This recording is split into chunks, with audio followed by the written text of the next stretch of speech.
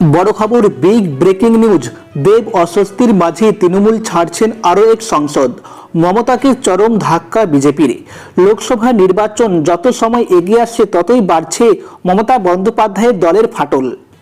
দলের মধ্যে গোষ্ঠী দ্বন্দ্ব তো রয়েছে, দেবকে নিয়ে সমস্যা তো রয়েছে, আর তার মাঝেই আজ আবার এক তৃণমূল সাংসদ বেসুরো মন্তব্য করে ফেললেন।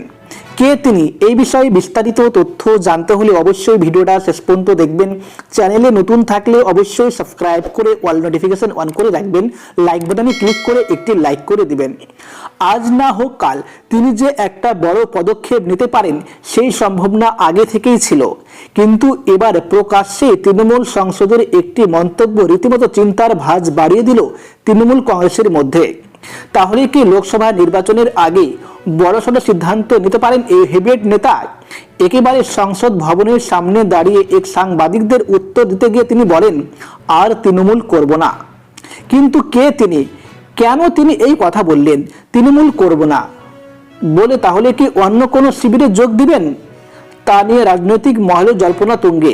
সূত্রের খবর, গত বৃহস্পতিবার তৃণমূল সাংসদ দিব্যেন্দু অধিকারী, যিনি শুভেন্দু অধিকারীর ভাই, তিনি এক বিস্ফোরক মন্তব্য করেছেন। সাংবাদিকদের প্রশ্নের উত্তর দিতে গিয়ে তিনি বলেছেন, আর তৃণমূল করব না, আমি মানসিক যন্ত্রণায় রয়েছি। কিন্তু কবে তিনি তৃণমূল ছাড়বেন?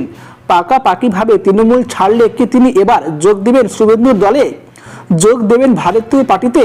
এদিন সেই প্রশ্নের উত্তর দিতে গিয়ে অবশ্য জল্পনা জিয়ে রেখেছেন দিব্যেন্দু বাবু।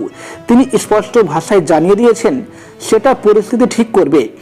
এখন অনেকে বলতেই পারেন যে দিব্যেন্দু অধিকারী তৃণমূলে শুধু ছিলেন, কিন্তু তার মনটা তো শুভেন্দু অধিকারী বিজেপিতে যোগদান করার পর থেকে সেখানেই পড়েছিল।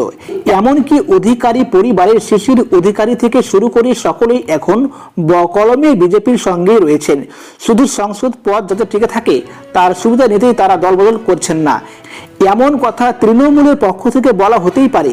কিন্তু লোকসভা ভোটের মুখে এসে দিব্যেন্দু অধিকারীর এই বক্তব্য তৃণমূল স্বীকার করুক বা না করুক, তাদের কাছে কিন্তু একটা বড় অস্বস্তির কারণ হয়ে দাঁড়িয়েছে বলে মনে করছে একাংশ।